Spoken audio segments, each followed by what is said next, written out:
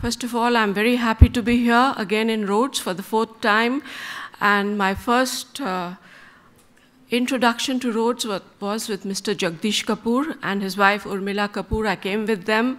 And from then on, I've been hooked, and I've been coming quite regularly. I'm very pleased to the organizers for inviting me, Dr. Yakunin and Mr. Delmeyer. I really wish that this forum comes up with the alternative to development paradigm. So I'll be speaking on the India and the new multilateral financial institutions, which the previous speaker also referred to, the NDB and AIIB. These are the two new institutions that are coming up in the world, and India is very hopeful that we shall be able to tap them and be able to finance our most important problem, infrastructure. Sorry. Just look at these pictures. It's not 19th century India. It is current India.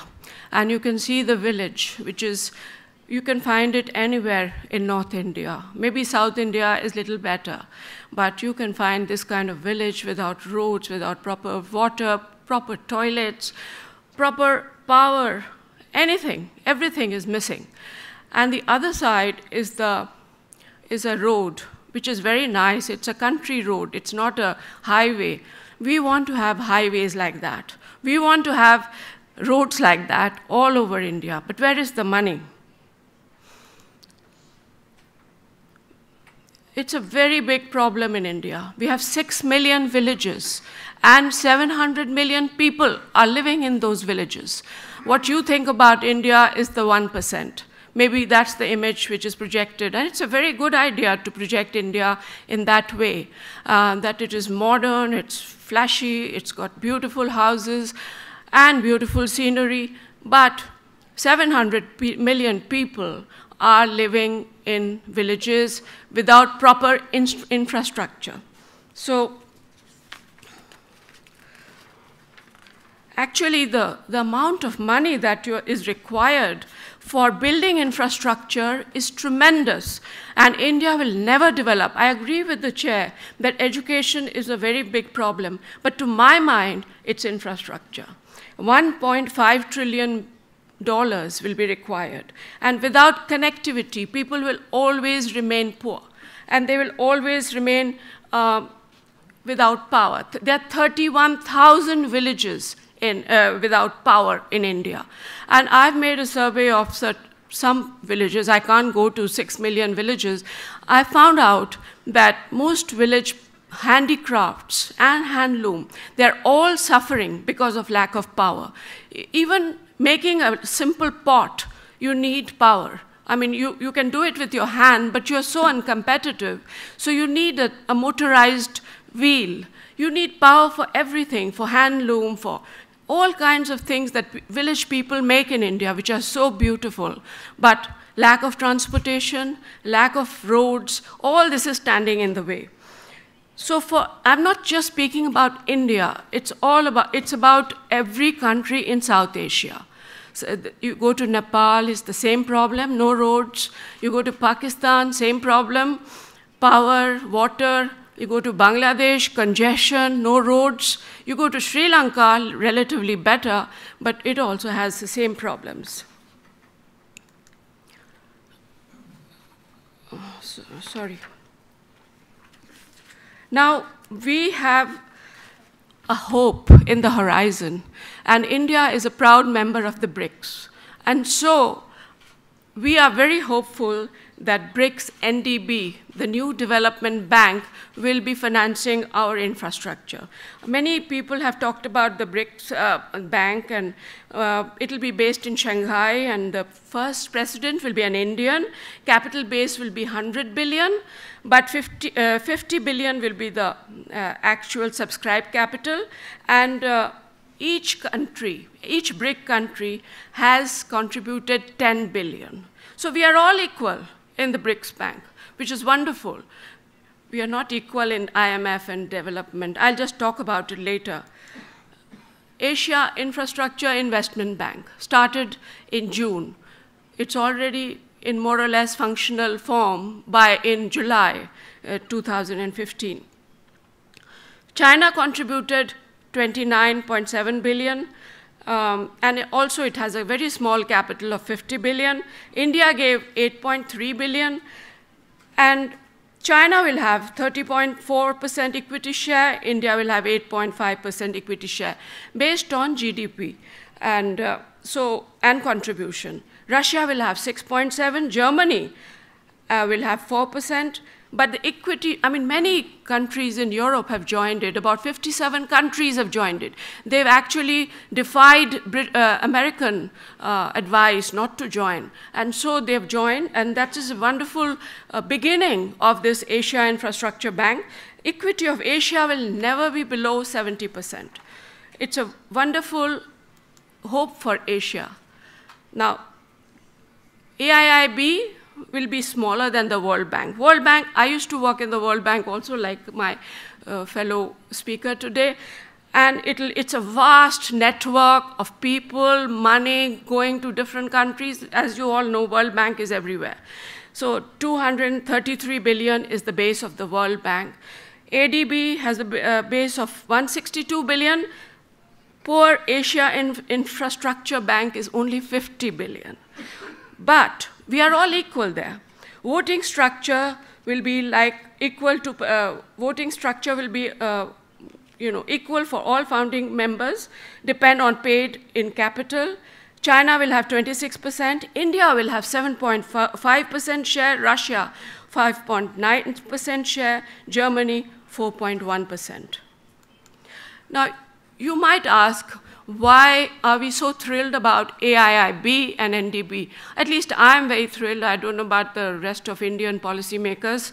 But all this time, IMF and World Bank have actually been in complete control of the countries where they've been lending. And the long promised reforms of IMF have not taken place. They said that we will give you a proportionate share to the emerging economies, but they did not fulfill those promises. The American Senate vetoed that proposition.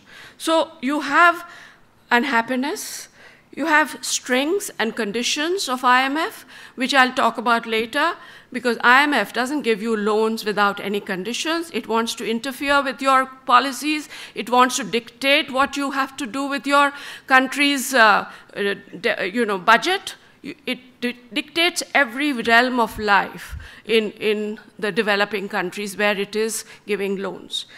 Now, that is the second reason.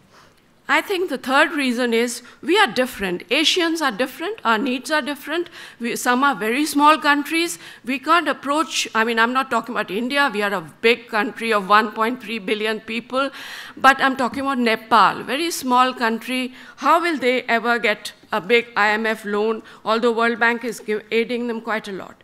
Now, the last reason is also very important. Both these banks have been started by China, and we cannot deny China's importance. China is a very big world power today, and it is naturally trying to spread out into the world arena of finance. So financial clout in the world economy of China is growing, and that is why we have this. Now, the third thing, which is a appendage, rather a very important appendage of the NDB, New Development Bank, which has been started in Shanghai, is the CRA.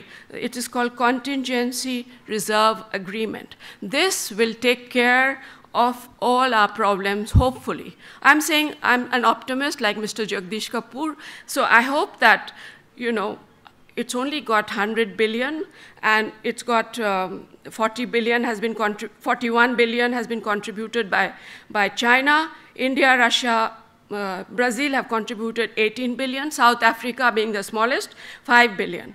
It will give bridge loans to countries like India, like we needed a bridge loan. That is, whenever there's a balance of payment problem, you run where? Where do you go for a loan?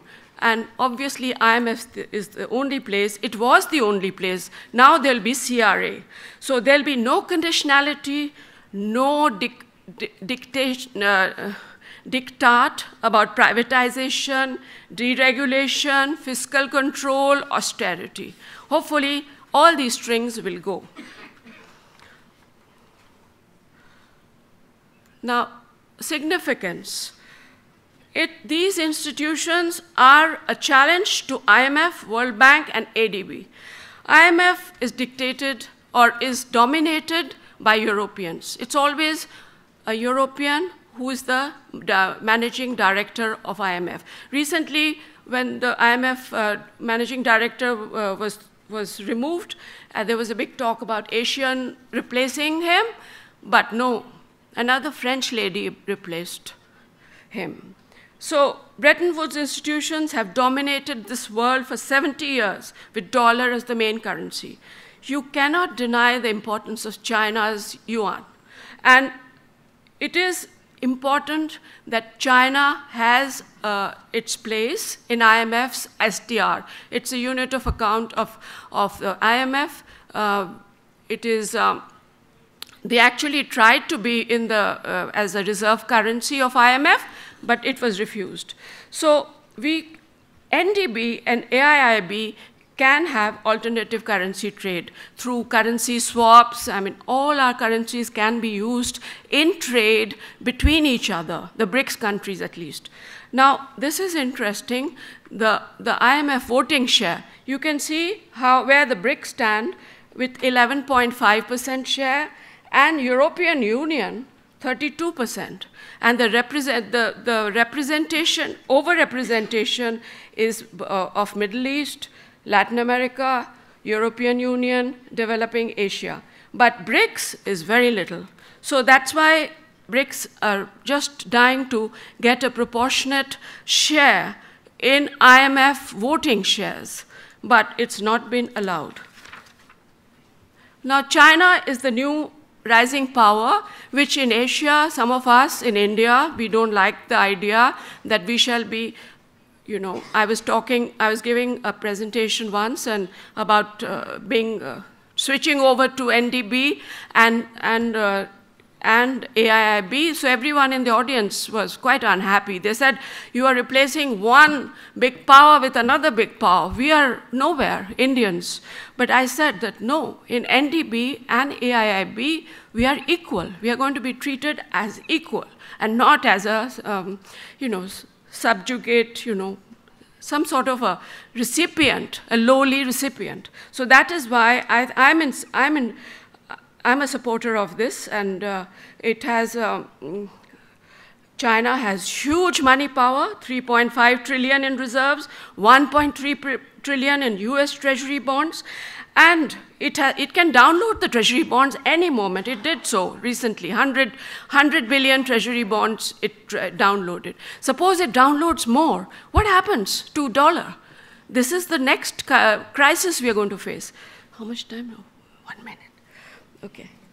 So we cannot deny this, that China is a major partner of all the Asian countries, #1 partner, even for India. I mean, UAE is a #1 partner because we sell a lot of things. It's a kind of circular trade, but China is the #1 partner. For every country, China is there building infrastructure. China is there everywhere in Latin America, in Africa, in Asia. So we cannot deny the fact that they have money power, they've got building power. And so what I am very hopeful, this is my conclusion, that we can also borrow from NDB, AIIB for social infrastructure. Everybody knows about the conditionalities of IMF, about the long procedures and evaluations of the World Bank, which goes round and round, and all kinds of controls that they impose on the people. And so this physical infrastructure is important, but social infrastructure like health, education, solid waste disposal, women's empowerment, all these can be funded. And we can also have environmental projects. Delhi is absolutely, polluted, and whole of India, big cities are polluted. All of us are suffering from lung ailments. So we need to clean the air. But where we get the money? From these two institutions.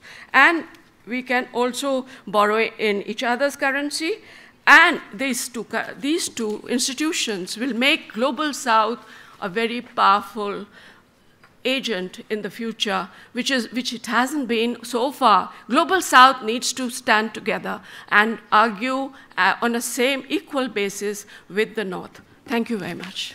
Thank you.